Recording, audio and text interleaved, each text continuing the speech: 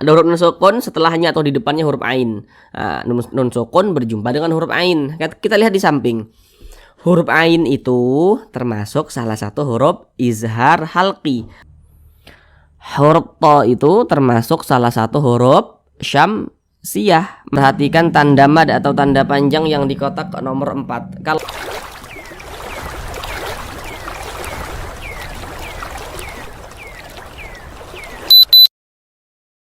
Assalamualaikum warahmatullahi wabarakatuh. Apakah Bapak Ibu saudara semuanya masih terbata-bata dalam membaca Al-Quran, belum lancar dalam membaca Al-Quran, kemudian juga belum memahami ilmu tajwid?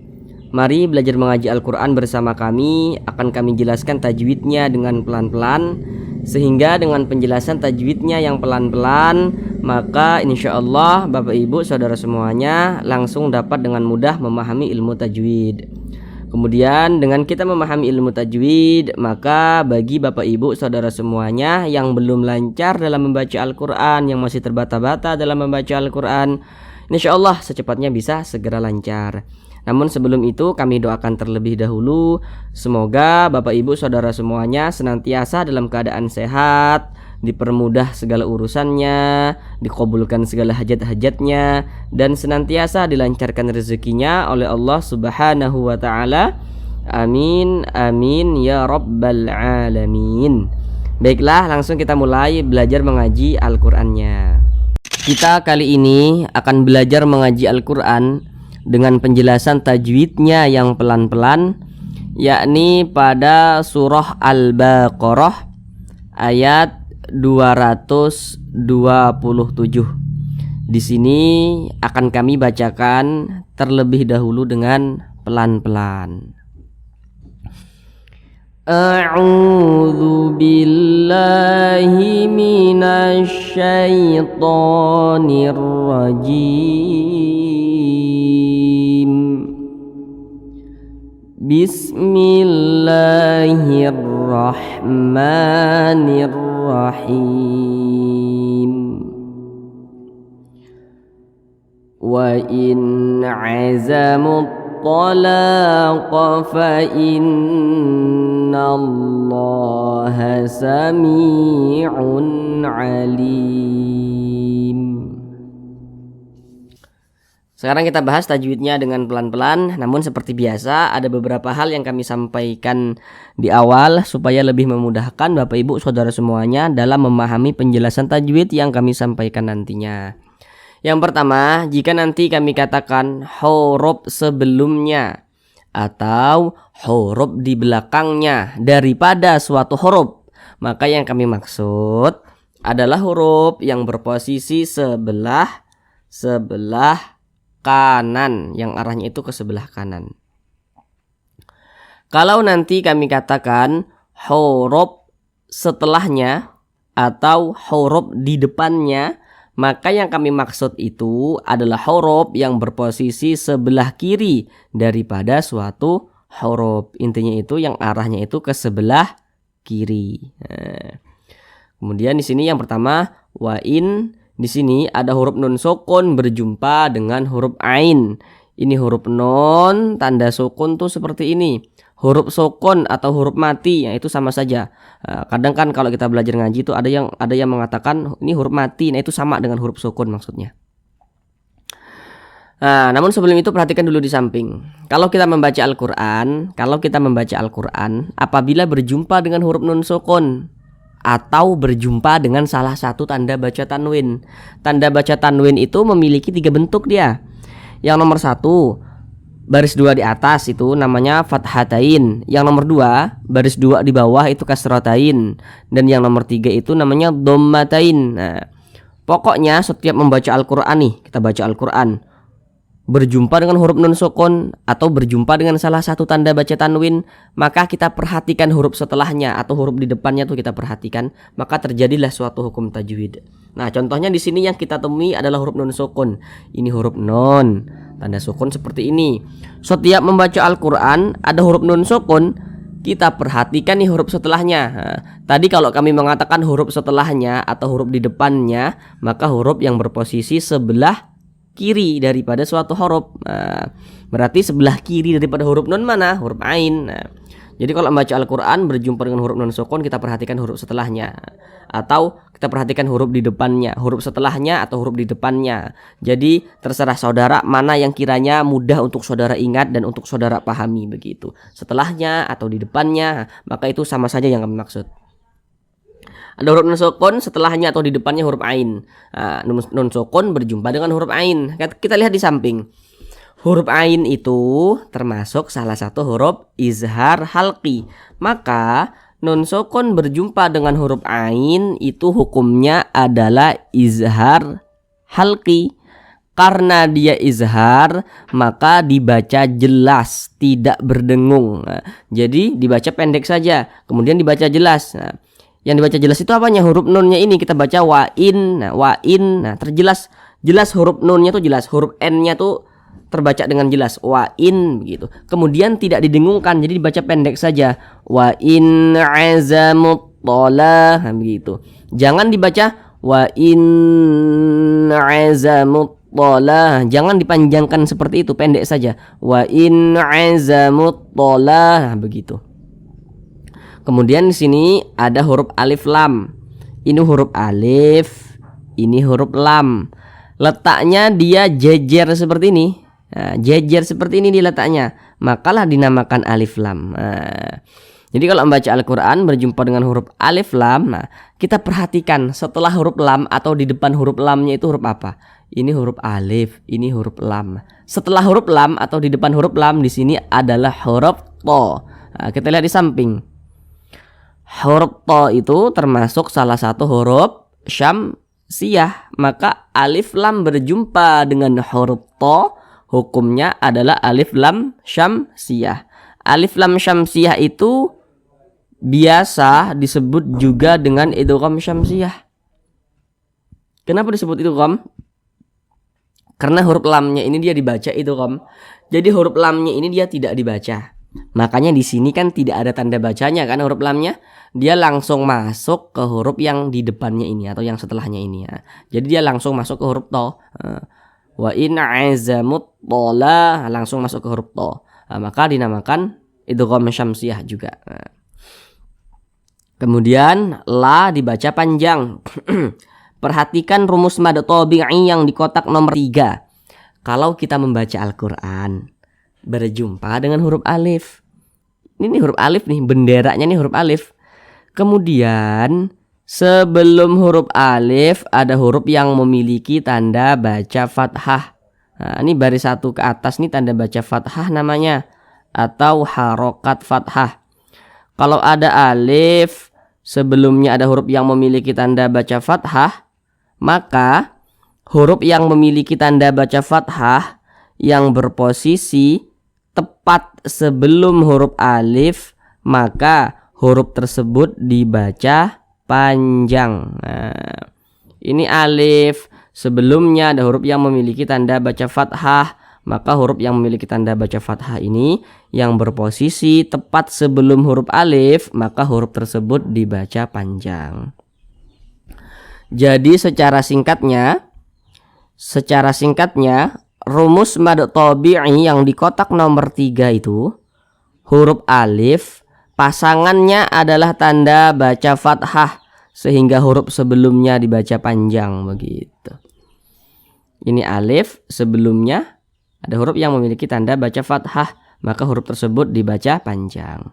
Mad tabi'i panjangnya 2 harokat. 2 harokat itu untuk lebih mempermudah kita dalam belajar, kira-kira panjangnya itu adalah 2 ketukan, 1, 2. Wa in azamut tolah, begitu. Ketukan itu hanya sarana saja itu untuk mempermudah kita dalam belajar, dan ketukannya pun tergantung tempo bacaan kita. Wa in azamut talaqa fa innallah. Nah, di sini ada huruf nun bertasydid. Ini huruf nun. Tanda tasydid itu seperti ini, seperti angka 3 terbalik nih ya. Kita lihat di samping. Huruf nun bertasydid, huruf mim bertasydid, hukumnya adalah gunnah musyaddadah. Perhatikan catatan kecil di bawahnya itu. Itu sengaja kami buat catatan kecil di bawahnya itu agar saudara yang masih pemula dalam belajar tajwid nantinya tidak keliru dalam menentukan hukum tajwid. Karena nanti tidak semua huruf nun bertasydid, tidak semua huruf mim bertasydid hukumnya gunnah musyaddadah, tidak. Kalau kemasukan nun sukun atau kemasukan tanda baca tanwin, maka kami buat catatan kecil di bawahnya itu. Kalau kita membaca Al-Quran, apabila berjumpa dengan huruf nun bertasydid, kita perhatikan huruf sebelumnya. Kalau sebelumnya ada huruf yang memiliki tanda baca fathah, kasrah atau dhammah, maka nun bertasydidnya itu hukumnya adalah gunnah musyaddadah. Ini huruf nun bertasydid nih, sebelumnya nih ada huruf yang memiliki tanda baca kasrah. Baris satu ke bawah ini namanya tanda baca kasrah atau harokat kasrah. Maka berarti nun bertasydidnya hukumnya gunnah musyaddadah. Cara membacanya itu digunnahkan. Digunnahkan itu ya didengungkan. Jadi suaranya itu kita tahan, kita panjangkan sejenak. Fa innallah, begitu. Fa innallah. Nah, kemudian di sini ada lafaz Allah. Kalau kita membaca Al-Qur'an, apabila berjumpa dengan lafaz Allah, kita perhatikan huruf sebelumnya yang memiliki tanda baca. Yang kita perhatikan itu tanda bacanya untuk menentukan apakah lafaz Allah ini dibaca tebal atau dibaca tipis, begitu. Ini ada lafaz Allah sebelumnya ada huruf yang memiliki tanda baca fathah. Baris satu ke atas tanda baca fathah namanya atau harokat fathah. Ada lafaz Allah sebelumnya ada huruf yang memiliki tanda baca fathah, maka lafaz Allah dibaca tebal sehingga dibaca fa innallah, nallah, jangan dibaca fa innallah, jangan, tapi dibaca fa innallah, begitu. Fa innallah. Yang dapat menyebabkan lafaz Allah itu tebal, yang pertama tanda baca fathah, yang kedua tanda baca dhammah. Tanda baca dhammah itu seperti ini nih bentuknya nih.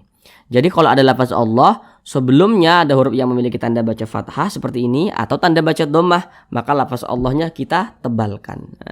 Fa innallah, jangan dibaca fa innallah, jangan, ditebalkan. Fa innallah, begitu. Kemudian di sini ada huruf alif lam lagi nih, ini huruf alif, ini huruf lam. Nah, nih setelahnya huruf lam. Nah, ini masih huruf lam lagi nih. Nah, di depan huruf ini huruf lam, di depannya masih huruf lam ya. Kita lihat di samping, huruf lam itu termasuk huruf syamsiyah lagi. Maka alif lam berjumpa dengan huruf lam, hukumnya alif lam syamsiyah. Maka huruf lamnya ini dibaca idgham. Fa innallah, begitu. Langsung masuk ke huruf yang di depannya ini. Kemudian lafaz Allah dibaca panjang. Perhatikan tanda mad atau tanda panjang yang di kotak nomor 4. Kalau kita membaca Al-Quran, apabila berjumpa dengan suatu huruf yang di atasnya memiliki tanda baca fathah berdiri atau alif kecil, maka huruf yang di atasnya memiliki tanda baca fathah berdiri atau alif kecil, maka huruf tersebut dibaca panjang. Ini huruf lam nih, huruf lam.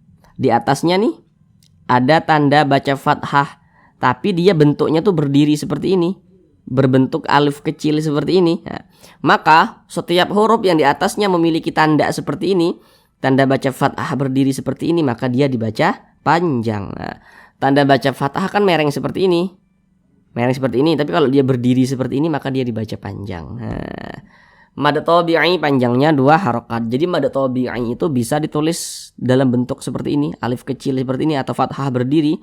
Bisa juga ditulis dalam bentuk rumus yang kami sampaikan tadi itu. Fa innallaha sami'un alim. Mi dibaca panjang. Perhatikan rumus mad tabi'i yang di kotak nomor 1.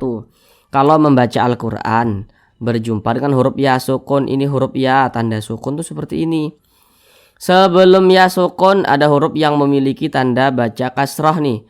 Maka huruf yang memiliki tanda baca kasrah yang berposisi tepat sebelum huruf ya sukun maka dia dibaca panjang. Ini huruf ya tanda sukun seperti ini. Sebelumnya nih ada huruf yang memiliki tanda baca kasrah nih, maka huruf tersebut dibaca panjang. Jadi secara singkatnya rumus mad tabi'i yang di kotak nomor 1 itu huruf ya sukun pasangannya adalah tanda baca kasrah. sehingga huruf sebelumnya itu dibaca panjang. Jadi kalau membaca Al-Qur'an ya kita lihat-lihat nih. Kalau ada huruf ya sukun sebelumnya tanda baca kasrah, berarti huruf tersebut dibaca panjang. Sami'un alim. Mad tabi'i panjangnya 2 harokat. Sami'un alim. Kemudian di sini tanda baca tanwin berjumpa dengan huruf ain. Nah, tadi di awal sudah kami ingatkan, sudah kami jelaskan, kalau membaca Al-Qur'an berjumpa dengan huruf nun sukun atau salah satu tanda baca tanwin, kita perhatikan huruf setelahnya, maka terjadilah suatu hukum tajwid. Ini tanda baca tanwin nih berjumpa dengan huruf ain. Tanda baca tanwin setelahnya huruf ain atau di depannya huruf ain. Kita lihat di samping, huruf ain termasuk huruf izhar halqi lagi. Jadi ini sama nih dengan yang di atas ini tadi sama. Maka cara membacanya dibaca jelas, tidak berdengung. Jadi baca pendek saja. Sami'un alim. Begitu. Un alim. Begitu. Pendek. Jangan dibaca sami'un alim. Jangan dibaca pendek saja. Sami'un alim. Kemudian lim ini namanya adalah mad arid li sukun. Namun sebelum itu perhatikan terlebih dahulu rumus mad tabi'i yang di kotak nomor 1 lagi. Kalau membaca Al-Qur'an berjumpa dengan huruf ya sukun, ini huruf ya tanda sukun seperti ini. Sebelum huruf ya sukun ada huruf yang memiliki tanda baca kasrah, maka huruf tersebut dibaca panjang. Sehingganya li ini dibaca panjang. Kemudian mad tabi'inya itu berjumpa dengan huruf yang kita sukunkan atau yang kita matikan, maka namanya berubah menjadi mad arid li sukun. Mad arid li sukun itu panjangnya itu boleh 2 harokat, boleh 4 harokat hingga 6 harokat. Yang terpenting konsisten dalam sekali bacaan. Alim. Mana huruf yang kita sukunkan itu mana? Ini huruf mim. Ini kan kita baca alim. Kalau kita berhenti atau berwakaf tepat di huruf mim, kita baca alim. Jangan dibaca alimun, jangan, tapi dibaca alim. Nah, begitu. Kenapa begitu? Jadi kalau kita membaca Al-Qur'an kemudian kita berhenti atau berwakaf tepat di huruf yang tidak dibaca panjang, maka huruf tersebut harus kita sukunkan, harus kita matikan. Ini kita membaca Al-Qur'an nih, kita berhenti atau berwakaf tepat di huruf mim. Huruf mim kan tidak dibaca panjang, makanya kita sukunkan sehingga dibaca alim. Seperti itu. Sekarang kita ulang bersama-sama sekali lagi dari awal. Wa in azamut talaqa fa innallaha sami'un alim. Cukup sekian pembelajaran kita pada kali ini. Supaya tidak sia-sia dengan apa yang telah kita pelajari, maka konsistenlah dalam membuka Al-Qur'an dan membacanya. Terima kasih. Assalamualaikum warahmatullahi wabarakatuh.